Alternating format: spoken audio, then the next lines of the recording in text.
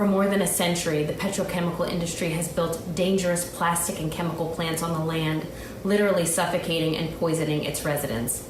This environmental injustice has destroyed the air quality, hastened climate change, and has exposed descendants to unconscionable rates of disease and cancer.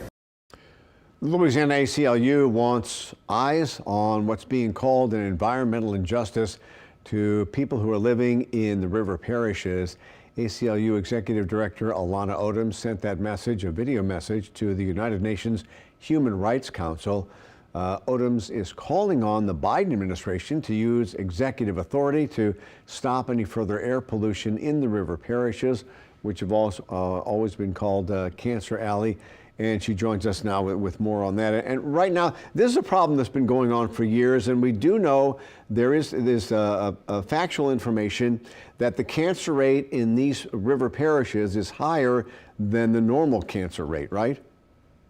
That's exactly right. The United States Environmental Protection Agency has found that the cancer rates in St. John the Baptist Parish are 1,500 times those of what is considered normal or considered average rates for the United States. And so this is indeed a crisis. This is a health crisis for the community members in the river parishes. And this is something that the Biden administration has on its agenda. It is discussing this in the context of its infrastructure plan, its plan to provide climate care to those places around the country which we know are most polluted. And we are one of those places. The Louisiana River parishes are one of the most polluted places in the country, and this is due to petrochemical invasion in that space. And what does it mean when you say climate care? What does that entail for those companies that have been operating there for years?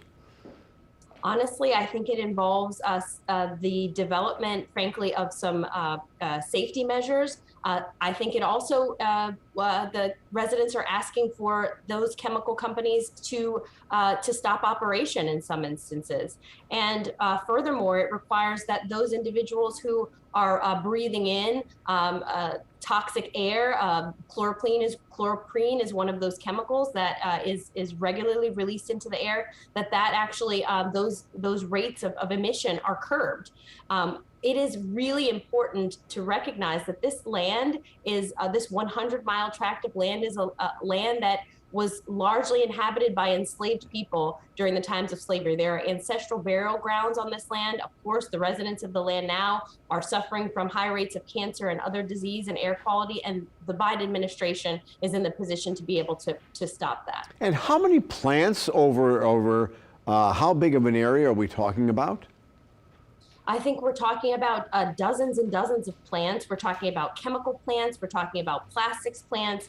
We're talking about a grain elevator, frankly, that is in the process of being developed. And so we know that this is an area that has continued expansion of the petrochemical industry. And we know that it is causing direct harm to communities, and that these communities are actually protesting and are speaking out, and in some cases even being arrested and charged with crimes for simply protesting the environmental injustice that's happening. And so we actually defeated a piece of legislation called HB 197, which would have made it a crime to protest on infrastructure around petrochemical industries. That is something that is unconscionable.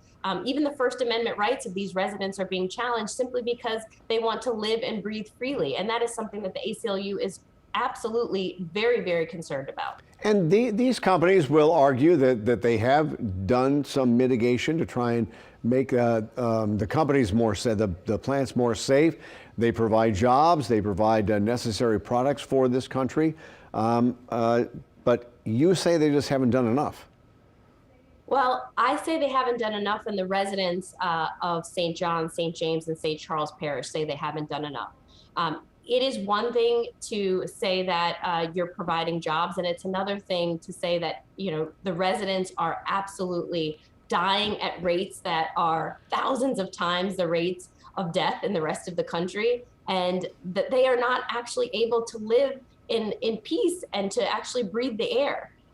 We now know that there are so many cases that involve unhealthy work environments. We think about cases that involve asbestos, and we think about other types of chemicals that we know are now unsafe, where we are now bringing all kinds of lawsuits against those companies for actually having that knowledge. The petrochemical industry has had this knowledge that these chemicals are incredibly dangerous and deadly to people, and it is not sufficient to make an economic argument and say that because we provide jobs, we can also take the lives of the residents. That's something that actually has to be mitigated, and it's something that has to be stopped. All right, thank you very much. We appreciate your thoughts on that.